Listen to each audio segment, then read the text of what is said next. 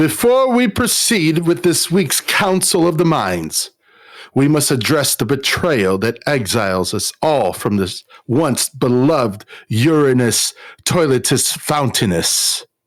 Hear, hear. Hear, hear.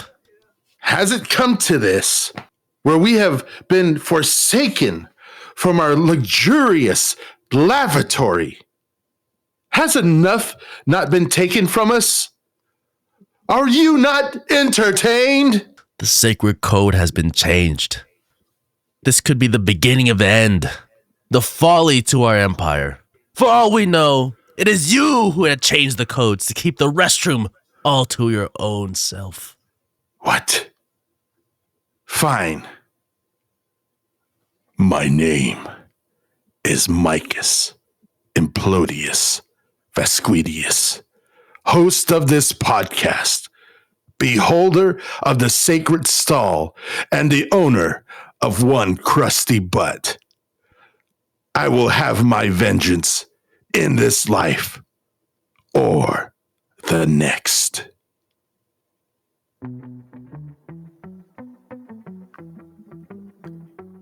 Man, things are getting serious. Because we're doing this live! We're doing this live! We're the PanRaconTeurs, the podcast where we tell stories from around the world, around the nation, around the globe, even around the galaxy. So buckle up, strap on your belts, grab your sippy cups, and buckle in for the best storytelling of your life. We are the PanRaconTeurs. Tours. Episode 11. And I will have my vengeance. Very nice. It got serious. What's going on, everybody? Good morning, good evening, good afternoon, around the nation, around the globe, around the universe. If you aliens are listening, beep, beep, boop, boop, beep, beep, boop. That's right. I speak your language. We are the PanRaconTeurs, and we're in episode 11 today, and we're going to be talking about entertainment. Are you not entertained? Are you not entertained? We hope you're entertained because we are the PanRaconTeurs. What's up, everybody? Thank you for tuning in again to another episode. 11 weeks of recording just for you. Stories from around the world, from our own lives, things that scared us, things that made us laugh, and things that made us cry. And you came along for this long 11-week journey so far. And I hope you're enjoying it. My name is Mike V. I'm the host. And I'm going to introduce our squad pod. The squad that pods, that keeps this pod from squatting. He likes to be called the audio engineer, the sound engineer. But of course, he is truly the technical engineer of this show. And Nate B. What's up, Nate? Woo. Love from the Delta. That was a woo. Whoa! How you doing, Nate? How's everything going out in the Delta being Felta? Delta being Felta. Another day in the Delta, you know. Thank you guys for tuning in. We've always enjoyed making these podcasts. We like talking to each other, and we like hearing our own voices. So thank you very much. We have really nice voices. Yeah. We're moving along here. Of course, our executive producer, Dan the Man. What's up, bro? How you doing? Hey, guys. Doing all right. Bozo number 3 here and ready to go. I know. It calls us bozos. AI. We are not bozos. Wait, that was an AI. That was Nate's voice being dubbed over by AI. And in the script, it says bozos. Yeah.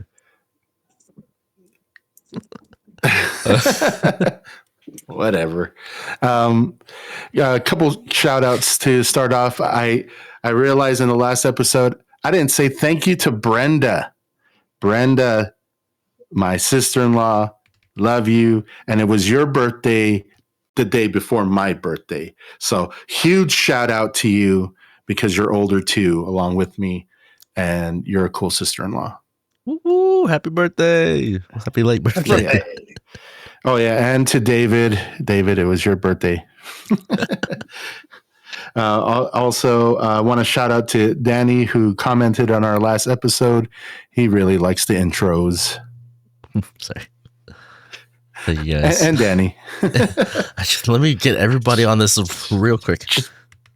So Nate's typing AI and AI is doing its thing. Yeah, there we go. You got a shout out, Danny. Thank you for listening, guys. We have an exciting episode today. We're kind of shooting from the hip, but we have a theme, and that is entertainment. And what is entertainment? And what we think what entertainment is, and what do you find entertaining? So we're going to be covering that today. But first, let's hear from a paid sponsor.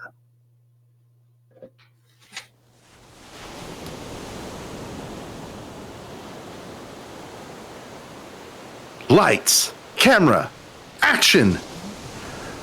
Are you wanting a career in acting? Maybe you want to work behind the scenes? Are you single, female, have a car, have money for pizza? We are the Prophecy Prediction Club, the PPC, and growing. Join us today because we predicted it. And the world will end in 2024. And we are still growing and looking for people. This is a paid advertisement.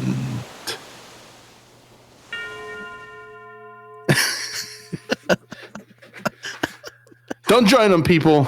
Don't join them. We got another episode of the Prophecy Prediction Club. Hey, I didn't predict they'd be born. I can't even talk this morning, guys. What is going on? I can't be born. Oh, be born. Yeah, had to throw that one in. Some crazy news, guys. I just want to, if you like the, I had some comments and some people are telling me they love the commercials. We're going to put together like a little, a compilation of all the commercials so you guys can enjoy them and be entertained. But to start off today, we got some crazy news. Guys, the weather is crazy. Mm-hmm. It's all over entertainment. It's all over the news. It's all over every device that you could think of. We got tornadoes going on. We got tornadoes in like Valley, California again. Weird. We just had like a tornado warning here in Stanislaus County and it actually touched down and knocked out like a couple buildings. So, and that's like, I don't know, 15 minutes away from where I live. So that is insane. Man. And the weather's like, are you not entertained? Man, tornadoes out here, California? It's weird. Yeah. I mean, tornadoes in California, okay, but like so many, especially like in the Bay Area, there's like, how often do you get a tornado there? And then there's been tornadoes. Yeah. And then here in the Valley, we're surrounded by hills and mountains. And we've never heard of really tornadoes really landing here, but we just had one recently just touch down and knock out a few buildings. That's crazy. That's why I don't like going to the East Coast so much. That's why we're driving through Central America. Driving through Central America. I mean, I've been through a couple tornadoes in my life. Don't want to ever do that again. And now it's coming to my home. It's creepy. And then on top of that, we have a 7.7 earthquake in Myanmar, in Thailand. And what? Like, how, bro? What was the biggest earthquake? What was the earthquake in San Francisco? The last biggest one. The Loma Prieta. The Loma Prieta. think that was like a 6.8 or something like that. Yeah, in 1989, it was a 6.9. So 7.7. Let's just break it down for right. Let's break it down for the people that lived through it or who haven't lived through it. A 6.9. I literally saw when I was a little kid in 1989. Saw the ground outside and the ground inside the house, and it looked like a wave of water. It looked like water. The ground turned to water, and we had like a tile floor. We had like and the tile didn't break. It just did. It did the wave, and then just settled back into it. Like if you didn't know anything, it was like the movie Inception. Like things, it shouldn't be real. Mm-hmm. The Earth is moving like a wave. Things should be cracked. Things should be pulled apart. Things should be like shattered. But no, it did the wave and then smoothed out. What was that? What was that? So that was October 17th, 1989, and it hit at 5:04 p.m., like right when I got home from school. Crazy. If the floor, you remember that day, bro, right? Because Yep. It was intense. You want to share your experience about that earthquake? Oh no, I didn't see much. That was we were in the living room, me, Jerry, and John, Grandma, and I went underneath the table. We were playing cards. We were playing poker or something, just messing around. I went under the table. John ran to the door, and then he was in the door. And he goes, "Rock and roll." That's what I saw. I was looking up underneath the table, looking up at him to say that, and then I was rolling. Yeah, I was. You were in the bedroom or something. No. I was in the living room. I was doing my homework, and Twinkie started rolling across the floor. Yeah. And I grabbed onto Twinkie. We were under the table, but you were under the kitchen table. We're in the living room. Different table. Yeah, remember the low table? When we used to play hide and seek, I used to open up that little. It had like two double doors. It's like a coffee table. Yeah. I was there doing my homework there, and that thing was sliding too. That was crazy. But yeah, the weather is just acting so crazy right now. We had a tsunami warning to all the the West Coast beaches for like an entire day because of an earthquake, an underground volcano that erupted and causes tsunami. So yeah, people, like, you want to watch movies and you want to see all this stuff to get entertained. You're living in a world that's it's constantly going and moving and shaking and twisting, and it's just a miracle that we make it through a day. We survived our own movie. If that's your version of entertainment, sure. Whatever floats your boat, wherever pulls your whatever grinds your gears. I don't know.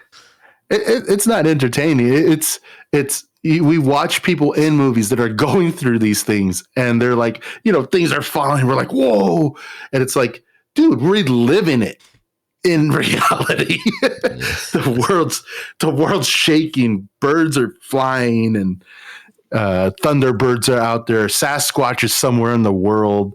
There's a giant alligator out there somewhere attacking somebody right now. I don't know, but they recently found a 18-foot great white shark. 18 feet? And something bit it. and almost bit it in half, and they thought it was a boat that hit it, but they could tell that there's teeth serrations all the way around the side of it, so its mouth was bigger than this 18-foot giant great white shark, and they're like, there's something bigger in the water. So holy moly, people. if we make it through today, you go, man, I survived my movie. I did it. Forget those guys in the movies. They just acting. I'm living it right now. Yeah, today's the day. Today's the start. You're the main character of your story. So go out there and live it up. Live it up. Yeah, it is insane. I was driving through San Francisco yesterday. Coolest thing, and it was out of a movie, I guess. I was going to go get my pizza at I'm not going to give the spot up because I don't want everybody rushing there because it's already busy. But I was looking around. You know how hard it is to find parking in San Francisco. I'm driving around a few times, a couple laps around a few streets, and I watched a man pull his pants down and poop in the middle of the street. San Francisco. Beautiful. What a day. Yeah, you're looking for Sasquatch? He's somewhere out there. And in San Francisco, pooping on the streets. That's what it is. I think it's him. You kind of want public toilets, but then you know the kids are going to mess them up. Everyone's going to mess them up. Just a potty corner. We just make potty corners. You just the anatomical way to poop. You know, you got to squat. Oh man, a corner with a hole. Just a poop in the street, man. I'm walking there. I'm driving there. I didn't even think about it. Do I have poop on the bottom of my car? That's gross to think about. Anyways, I'm driving around and saw that. That was interesting. And then I was like, man, I can't find parking. Found a $20 parking spot. I'm like, I'm gonna pay it. I'm gonna pay it. I really want this pizza. It's Friday. I've had a hard week. Watch somebody poop in front of you. I watched someone poop in front of me. Didn't take my appetite away, but man, did it really dent it. And I pull in this place. I'm just desperate to find parking. And the guy, I go, hey, do you take card? And this guy, Jafir, was like, hey, how long are you going to be here? I'm like, just like 5-10 minutes. I'm just going to go grab my pizza. He goes, don't worry about it. Just park. You don't have to pay. Oh, hallelujah. Thank you, Jafir. Thank you, Jafir, for being such a cool dude. Shout out, man. Especially in San Francisco. $20. You saved me $20, man. I thank you. Got my pizza, drove home, and I got home and was like, this is one of the best pizzas ever. I love this pizza. It's pricey, but I love the pizza. It's worth it. Anyways, moving on. We have a story, because we tell stories on this podcast, if you didn't know. And I hope you're entertained by them.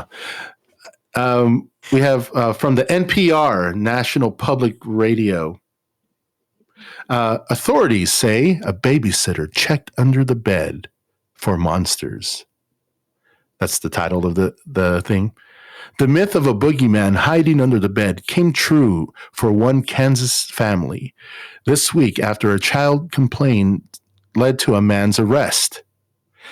A Barton County Sheriff's Office said in a statement that it responded to reports of a disturbance at a house outside the city of Great Bend on Monday. The unarmed babysitter told authorities that she was getting the kids ready for bed when one of them complained about a monster under the bed. Her efforts to reassure them otherwise didn't go quite as planned. Ooh. Man, that's a horror story right there. Yeah, I know, right? Like you're getting everybody ready. Awful. Mama, Papa, there's a monster under my bed. It's okay, Sonny. You're all right. Go back to bed. You're just dreaming this. Oh, have you guys watched? There's this episode of Brooklyn Nine-Nine, and I know the episode I'm talking about. Yes, it's the exact same scenario. The kid and his dad. Papa, there's a monster in my closet. It's okay, son. I'm gonna show you. He goes to the door. He opens it, and it's one of his coworkers. The guy's name is Pimento, and he's just a wacky dude. It's like, ah, ah, and then just screaming at each They other. just start screaming. Oh, that's one of my favorite eh. episodes. Yeah. I like going- Brooklyn and it's funny shit. Going on with the story. When the victim attempted to show the child that there was nothing under the bed, she came face to face with a male suspect who was hiding there. The sheriff's office statement said an altercation ensued with the babysitter and one of the children was knocked over in the struggle. The suspect is a 27-year-old man who once lived in the residence. The statement says, but who was under a protection from abuse order that required him to stay away from the property. So, holy cow. That's weird. He lived there before and was told never to come back, but he did on a Monday night. I think a guy like my, I'm 27. I'm like, what's going through your mind? What do you have to be going through to break into your old house and then sleep under somebody's bed, sleep under a kid's bed? That's just terrifying. Like, who is this guy? All right. Yeah, it's crazy. Yeah. Terrifying. It says that he was out on bond 10 days earlier and then for a lot of things. And then the struggle ensued. Statement says that the suspect fled from the scene before deputies arrived on Monday night, but was spotted in the area and after a short foot pursuit was taken into custody the next morning. So he got away. They scared him out. He ran and was on the run the whole night. So somewhere out there, he was probably looking at another house to get into or just, whatever was on his mind. Mm-hmm. And they found him the next day. Crazy news, people. Crazy news. Absolutely. What the heck is that? Yep. And I got one more story to go. This is from the Huffington Post.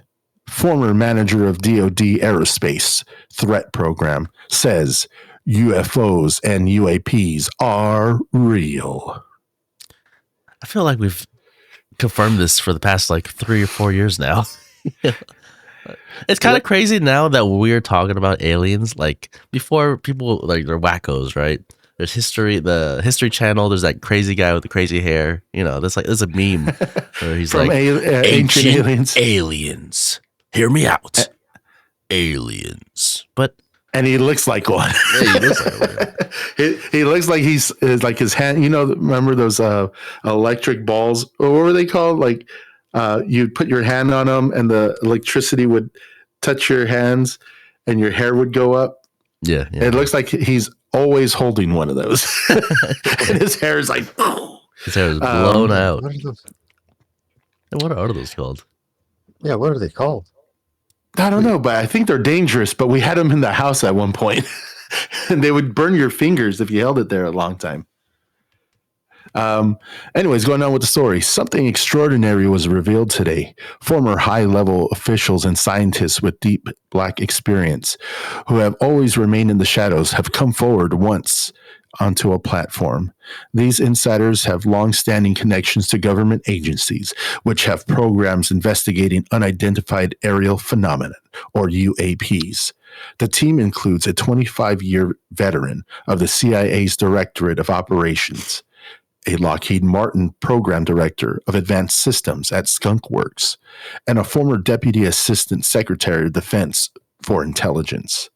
Today marks the official launch of the Stars Academy of Arts and Science, or the TTS/AAS, an innovative public benefit corporation, which will advance research into unexplained phenomenon and develop related technology. It has established 3 synergic divisions: science, aerospace, and entertainment. That's why I'm bringing this up. We believe that there are discoveries within our reach that will revolutionize the human experience, says company president and CEO Tom DeLejeune. They've created this thing that's and their focus is on science, aerospace. Okay, And then they had entertainment. Like, why? Why not? I get it. I get it. But I mean, you want to be taken seriously, get the science in, and then they'll make a movie out of something, whatever you find. But I mean, we could say that about anything. For some people, science is entertaining. We were just talking about that ball that produces electrostatic energy. Makes our hair stand up. What use is that other than not entertainment? It's called. I looked it up right now. It's called the Van de Graaff generator or electrostatic generator. Like, we had one of those in the house. You got a little Tesla coil type thing in your house. Yeah. Well, yeah. It's kind of crazy that you touch something, it makes your hair go up. But in any other, like, there's no reasonable application for that. It's just fun. I remember, like, if you put your hands on it and the electricity, they would be attracted to your fingertips, and you can move it around. I was wondering, man, what if the glass broke? Oh, okay. I'm thinking about something totally different then. Oh, I was like, what? So the Van de Graaff electrostatic generator, imagine like a giant ball, right? And then when you put your hand on it, it'll make your hair stand like you turned it into an afro. Yeah, it did the same thing. Okay, it does a similar thing then, but it's kind of it's a ball about this size, like a glass ball. Size. Yeah. Gotcha. Okay. And I know that. You plug it in, and it goes, bzzz, Gotcha. And then if you put your hands on it, your hair stands up. But if you hold your hands there too long, your fingertips burn. Like it's hot. Gotcha. We don't see those anymore.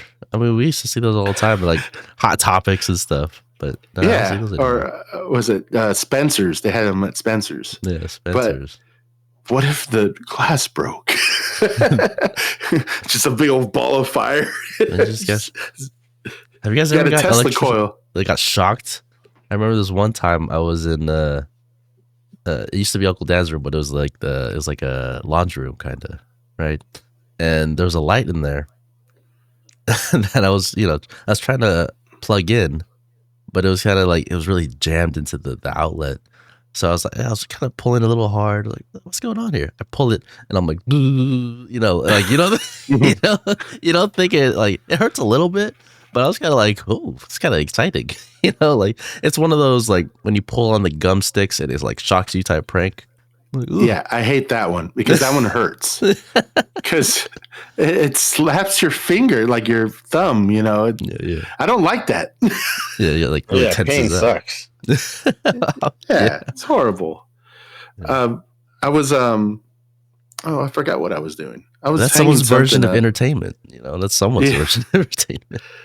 I mean, there's videos on YouTube where people are like just getting shocked, and everybody's like, "Oh," People find a lot of stuff entertaining.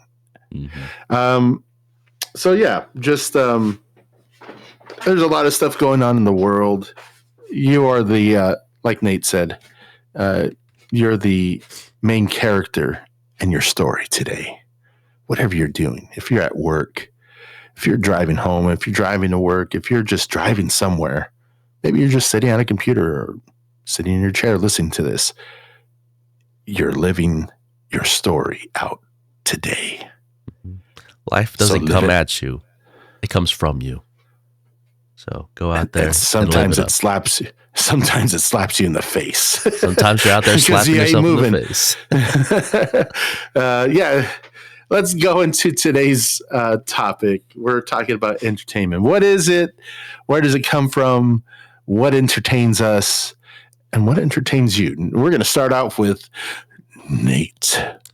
All right. B. You know what B stands for, Nate?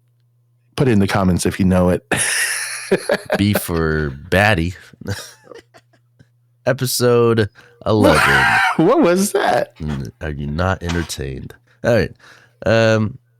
When I start off, it's like the definition of entertainment is like the amusement or diversion provided especially by performers.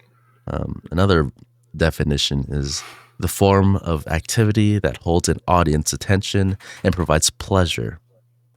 It can be an idea or task, but it's more likely to be an event, activity developed over time. And it got me thinking, versions of entertainment. And I kind of like history. So I digged a little on the internet and I was looking at it. It's like, the first form of entertainment that I think humans were really divulging into or diving deep into was like cave paintings. So I looked up what cave painting. What's the oldest version of cave paintings? And it happens to be found in Indonesia. It dates back about 51,000 years.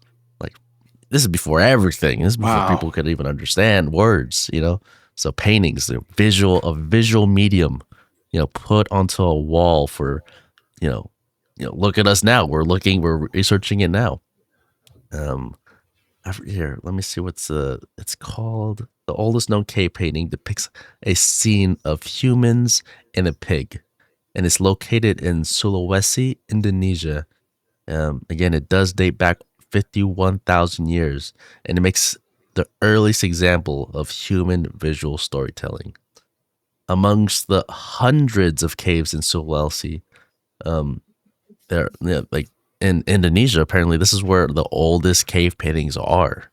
Isn't that that's kind of crazy? That's where we start our medium of entertainment. Like, imagine just being crazy. And that's probably not even the first version of entertainment for these people. It's not just cave painting. They probably did things that are lost to the centuries of the world, into the dust of the universe. Imagine what do you do as a caveman at those times? Other than playing with fire, surviving. Is that entertainment to you, or is it just a daily life? And what defines entertainment versus survival? So that was my little spiel. There's a bunch of caves. I think more well known is the Chauvet Cave in France. There's some really depicted the first one I'm talking about, the 51,000-year-old cave paintings. They're there. They're painted in red, but it's very it's actually very it's decayed. So it's a lot of spots, a lot of holes. So it's hard to tell that there's a pig. It's hard to tell that there's three humans. Somewhere on the internet, someone's depicting it as half human, half bird hybrids versus some bull. I'm it's hard to tell what this cave painting is. But, caves in France, which date back over 30,000 years, which is still a long time, obviously. Those are very well done paintings. It's depictions of horses, depictions of bulls and humans, and it's still well preserved. And I think it's amazing. That's where we started our journey. That's the first PanRaconTeurs, the first storytellers. If anything, if you don't know, our name PanRaconTeurs is derived from the French word raconteur, which means storyteller. So, just a little knowledge to drop on you guys. Just got busted knowledge. Busted knowledge. Busted knowledge. So, enjoy that little tad bit of information while we entertain you today. And, go out there and paintings. I got a question. Were those paintings in red as well? Is that a predominant color for cave paintings? Well, the first ones, the Sulawesi in Indonesia, were red. Predominantly looked like a rusty red. But the ones in Chauvet Cave in France is there's outlines, there's black outlines, there's brown shading. It's something that you think of when you're when you first think of cave paintings. It's kind of what you think of, stick people with shading. Someone was actually really taking their time to make these paintings. Wow. I mean, I just wondered how did they get the idea? How did they get the colors? Well, I could guess you're bored and you're carving into stuff. Well, you got nothing else to do, Well, look at us. We're on the internet all day, every day. We get lost in our phones. Our parents tell us oh, it's all because of that freaking phone. It's but that's a part of our culture now, entertainment. Yeah, I think, and we talked about it a couple episodes too. It's I think And we're still developing the app, everybody. Delayed mail. It'll be coming out. It's a DM. That's what we're going to call it. You can slip us a DM. You'll be able to say that. And you'll understand it when this new technology that we're coming up with is produced. So you could, like, later on in the future with our technology that we're developing right now, you're going to be like, man, slip that into my DMs. And it's like, oh yeah, my delayed mail, so that's all going to come to fruition. It's all being developed right now. So get ready to get your minds blown, people. So look out for DMs. Anyways, but we also brought up in the last episode the Homo floresiensis, who wielded fire for the first time. They were bored. How did they figure out fire, man? They're like, started smashing rocks together. They're like, oh, so there's something dancing. Something dance. Dancing fire. Whoa! They caught on fire. One of their guys was running around. He was falling over stuff, and that stuff was catching on fire. And they're like, ooh. And that's you really how dive deep into the mind of a caveman right there. I'm thinking, like, with the most primitive part of our mind, like, what do we find entertaining? Again, I can't talk. Entertaining is just stuff that a lot of videos out there that get millions and billions of views are episodes where people fail or people mess up or people getting injured. And the reason why that is, it's so relatable because we all mess up. We all do dumb things and we don't report it to nobody. But when we see someone else do what we did, we're like, oh, I'm not alone. Look at that fool. Look at that sucker. I would never do that. Man. But yeah, the Homo floresiensis is like, fire. Oh, he caught on fire. Ooh. He danced. The whole forest is on fire. Whoa. And the whole forest, yeah, that's dangerous to catch on fire. But at that time, it's like, I'd never seen this before. Whoa. Like if they had, phones back then, they'd be snapping photos. They'd be live streaming that thing. Like, oh, dude, look what Eric did. It's in our blood. Look what Paul did. It's incredible. It really is. Like, fire is our first form of television. Imagine people in those days seeing like a campfire, and they're just looking into it. Practically going blind because if they're just staring into it. I mean, that's what we say about TVs. You look too deep into the TV, you go blind. But imagine they're actually looking to the deep edges of a fire. Not realizing it's cooking their feet or something.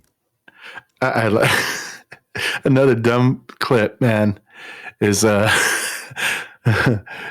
you want to hear a story? You know what happens when you stare at a screen too closely? Mm-hmm. No, what?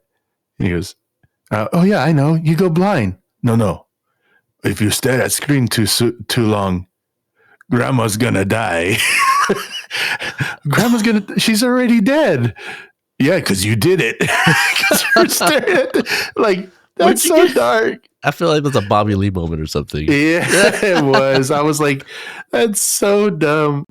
But going back to like primitive entertainment, and that's where I'm going to be going into, is like how entertainment spawns from faults and looking for humor in darkness, and so or just looking for humor in boredom. So literally, as you were talking about blah blah paintings on ceilings, I looked down and I saw my dog Dexter doing that, just laying, and I snapped a photo. That is my form of entertainment. I literally just stopped everything that I was listening to. Sorry, Nate. And I turned to my right, and now he's in a different pose right now, and it's so hilarious to me. Hours, days of entertainment with my dog. But I find entertaining is I like silent films. Silent films is something that really inspired me when I was growing up, and like I talked about before, like writing scripts and things like that. and to do a whole movie with no words, how difficult, because people have a lot to say, but entertaining people without saying a word is amazing to me. Just physical comedy, physical, cinema where you don't have to say a word. It's just the expressions on the face, the environment, the scene, the scenery coming together to tell a story, and just the movements, the hand gestures, just Charlie Chaplin. Watching some of his old films was like comedic, being silly, but also trying to put across like a very serious movie or emotion. It's really hard to pull that kind of thing off nowadays. It's like everything has to be in your face all the time and be explosive and words matter stuff. I gotta, in my movie, I have to make sure that we say something that is like a movement that's going on, and I got to get that across. And it's like I think we've lost that on just entertainment.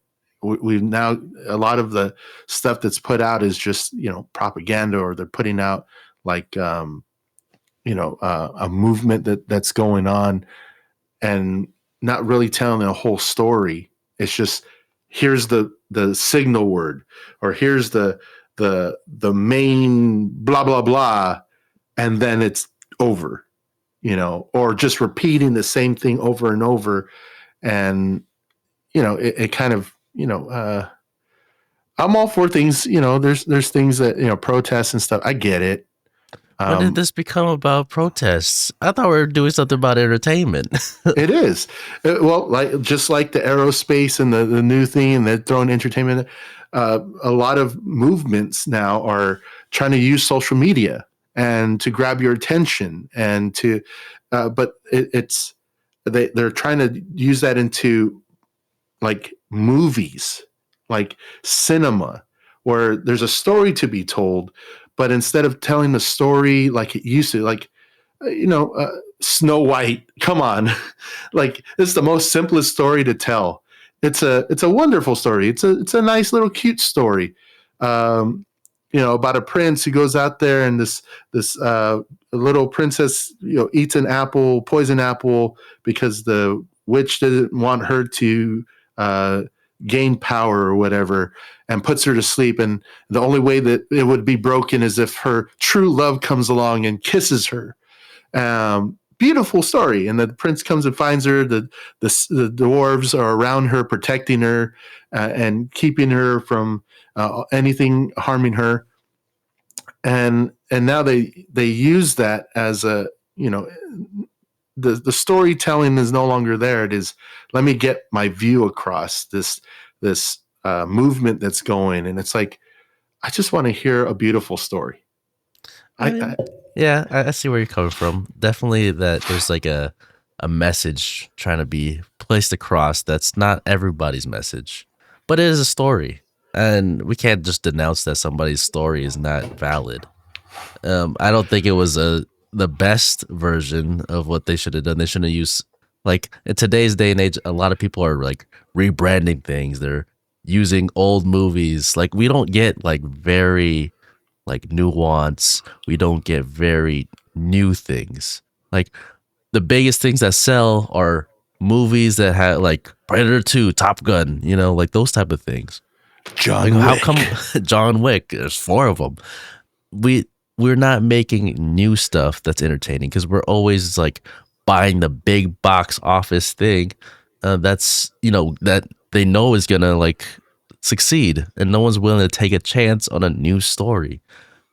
Like, what are you like?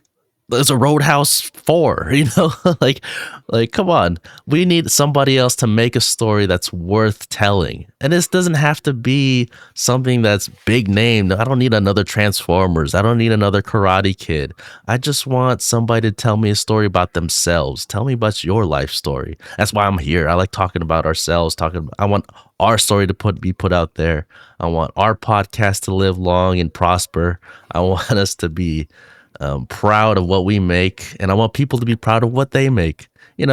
Rachel Ziegler, Snow White, not the best way to do it, but I know she was just trying to do her best. I'm sorry that her whole career flopped on it. That's a horrible thing to do. No one should just judge her because she was thinking about how bad maybe like she was trying to put her views on it, or the public's eye was on her.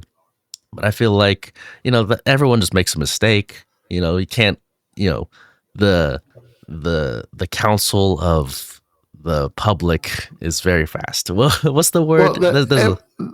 That's why I'm saying, like, I'm all for movements. I'm all for, like, hey, I believe strongly in this.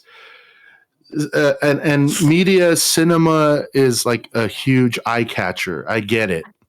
But like that, I think that's why a lot of people, a lot of movie creators and things like that are scared to move forward, because they're kind of pressured to move these new ideas. And it's like, and they can't tell the story they want to tell, the way they want to tell it. It's because they have to now fit this narrative. There's a place for it. There's a place. I understand there's things happening. There's a lot of different movements, like I say, that are going on, and strong beliefs and everything. But like, don't squander the creative movement, because the creative movement is being able to free think and go, I want to make this as authentic as, I have it in my mind. Or, one thing they were trying to push on entertainment and the movie industry is, you have to have a multicultural cast. And some movies you can't do that. There's, you're trying to do like a World War II back in the day, and you're like, well, you got to have a Mexican in there, you got to have a Filipino in there, you got to have a black person in there, you got to have a white person, you got to have a person from every nationality. It's like, yeah, but that didn't happen where this was taking place. Like, it wasn't. I mean, they're trying to do a time period, and you can't do that. They could do it, but they won't be eligible for like any kind of like awards or anything like that for it. And that sucks, because it just kind of stunts the growth of creative thinkers, creative developers. Because I know if we made this podcast on a national television or whatever, there's a narrative, right? But we have a freedom here on the PanRaconTeurs where we just speak our mind. We speak, what's on our heart. We're not censoring each other. We're just talking about what we see, what we hear, and what moves us. And we're not pushed by any other narrative other than to just, entertain you guys and bring some weird stories that would come across our way. So, but one of my favorite versions of entertainment is pushing that propaganda, like advertisements. You're watching the Super Bowl, and they're throwing crackers at you, and they're watching. It's all Breaking Bad themed. That's my version of entertainment, I guess. But Uncle Dan, enough of us talking. I want to hear what your version of entertainment is. What do you like, and what do you enjoy that brought you to think about this title? Well, hobbies are cool. Like hobbies are entertainment, right? That's why you have a hobby. You like to do it, and it's engaging. Mm-hmm. So like people like to watch movies. I like people like to play games. I like Magic the Gathering. I like that as a entertainment, as a hobby. You could do it individually by trying to brew your own deck, or you can, it's a competitive game also. Mm-hmm. And It's really entertaining. I like games. Yeah. I like YouTube. YouTube's entertaining. When you guys are talking about entertainment and like primitive entertainment, I was thinking about that old YouTube clip of the chimp scratching his butt and then he smells it. And then he- yeah, that's That's kind I of forgot it. That was a good. He went in deep on that one. Oh gosh, I'm I guess passionate. I would say love. there's frivolous entertainment, right? Like you want a quick laugh, you go to the YouTube scrolling, or Mhm. uh or a quick scare. You want to see something scary, so you same thing. YouTube, you can look up something scary. Mhm. Those are quick, and then there's the long form entertainment where you're listening to a story or you're watching a movie. So there's long and short entertainments. Like Yeah, that's good. Yeah, I think that's it's crazy that we think that scary stuff is entertaining. Back in the caveman times, scary stuff is scary. But the fact that we're in a comfortable place now, um, scary stuff is entertaining. We're not running for our lives from a crocodile that's going to eat us.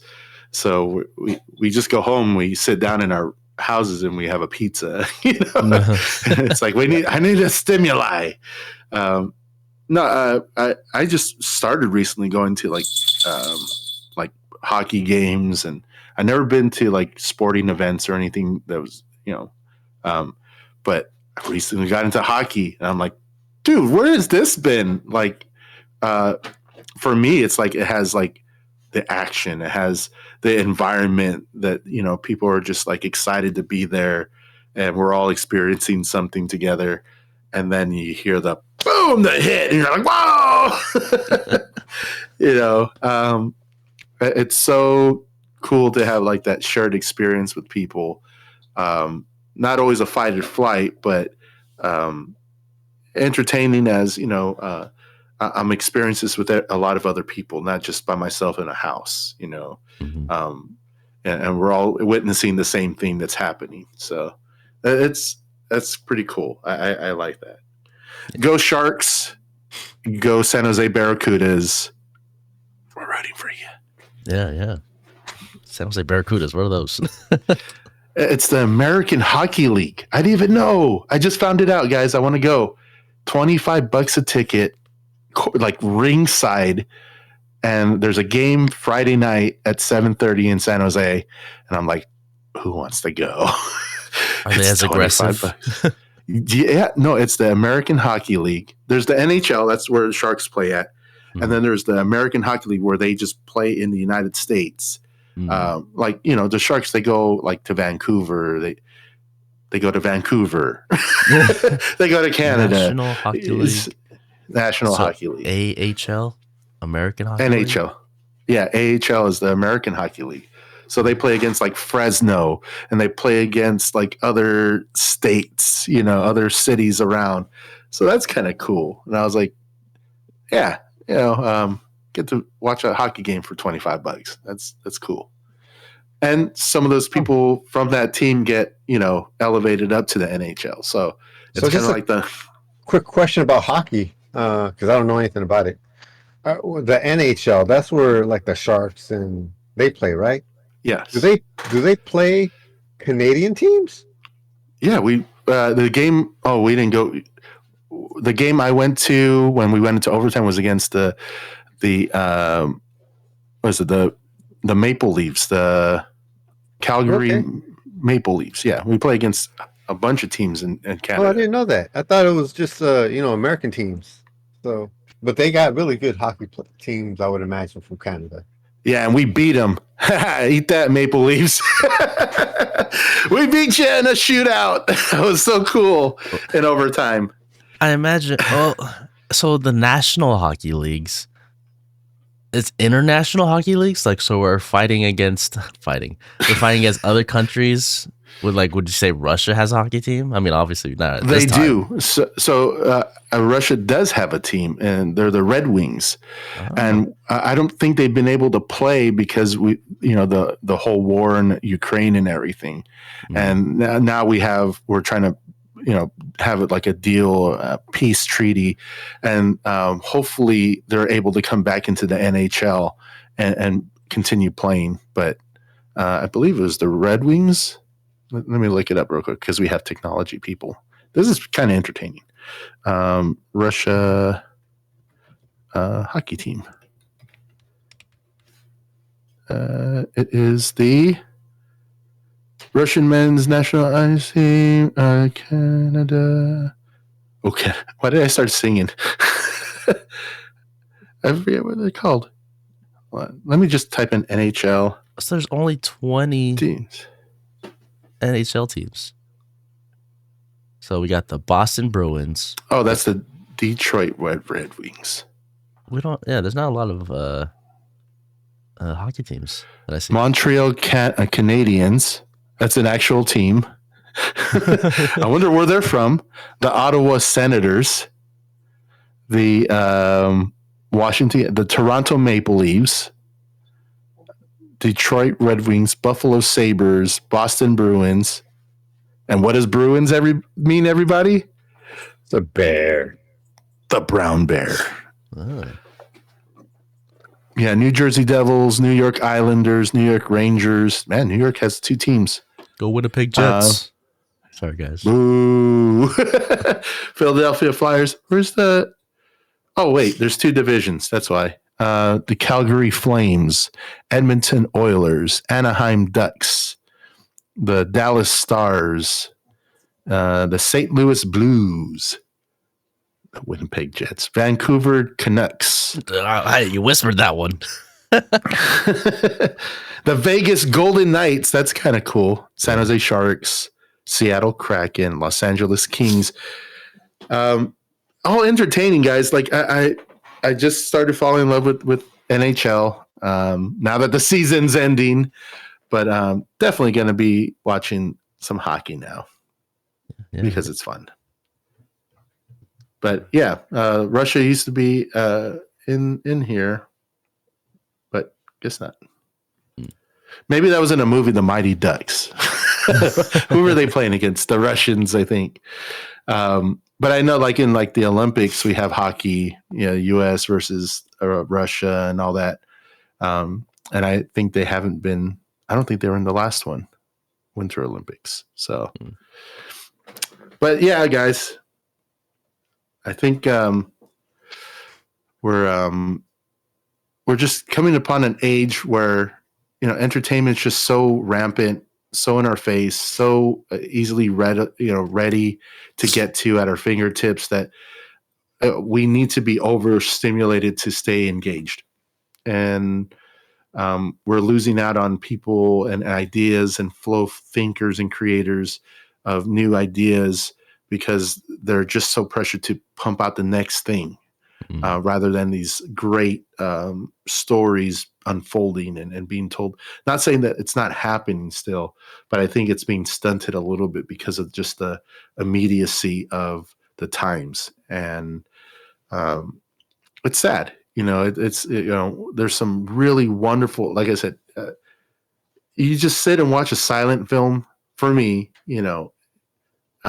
not being around the hustle and bustle, but just focused. You're not listening for words, but you're looking at the grand design of what the storyteller's trying to say. And it's, I don't know, for me, that's probably one of the coolest things that got me into filmmaking and script writing and things like that. And trying to do an episode, we're going to try to do an episode where we don't speak at all. No. Well, think about it. Hey, it'd just probably be a YouTube. Yeah, exclusively on YouTube. But anyways, thank you guys for listening. Follow us on Instagram. Follow us on Facebook, X, and also on YouTube and Spotify. Click that like bell. Hit that subscription. Tell a friend. Tell a family member about the podcast. Support us, guys. Every like, comment, and subscription really goes a long way for us. If you want to see this episode and these shows and you want to see this show implode, get us to 40 subscribers, and you'll see an implosion like you've never seen before. But if 41 comes along, it resets. 42 resets. So hit that subscribe button. If you're just finding this for the first time, you're like, I don't know what this is. Give us a shot. Just hit subscribe. We're getting better at this. And what you're seeing from episode 1 to this episode is just the progression, that we're trying new stuff, that we're trying new editing techniques. Look, I got a new backdrop. Woo. Little by little, you're watching and you're going along this story with us on creating a podcast where we tell stories. And so come on along with us on this journey. Hit that like bell. And also, if you know somebody and they don't have this on their phone, they're not your friend. You can disown them. You telling you gotta have the PanRaconTeurs on your Spotify and on your YouTube account as well. But we appreciate you guys. Nate, you have any parting words of wisdom? Well, thank you guys for always joining us pretty much on the weekly. Do tell us in the comments what is entertaining to you, if we're entertaining to you, and what we can do better. We appreciate each and every one of you for joining us every week. We have like an extended family here, and a community that we're growing slowly but surely. We want to hear your guys' story, so let us know. Yeah. And Dan the man, do you have any parting words of wisdom? Because I didn't hear one from Nate, but that's okay.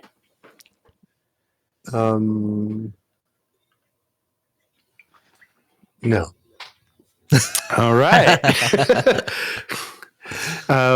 Again, thank you guys. Also, we're trying to get on Apple. Nate, we'll have a meeting so we can get on Apple, because I have a lot of people that want to be, they have Apple, but they can't hear us because they only have Apples because they have Apple phones. So yeah, we're going to try to get on that platform as well.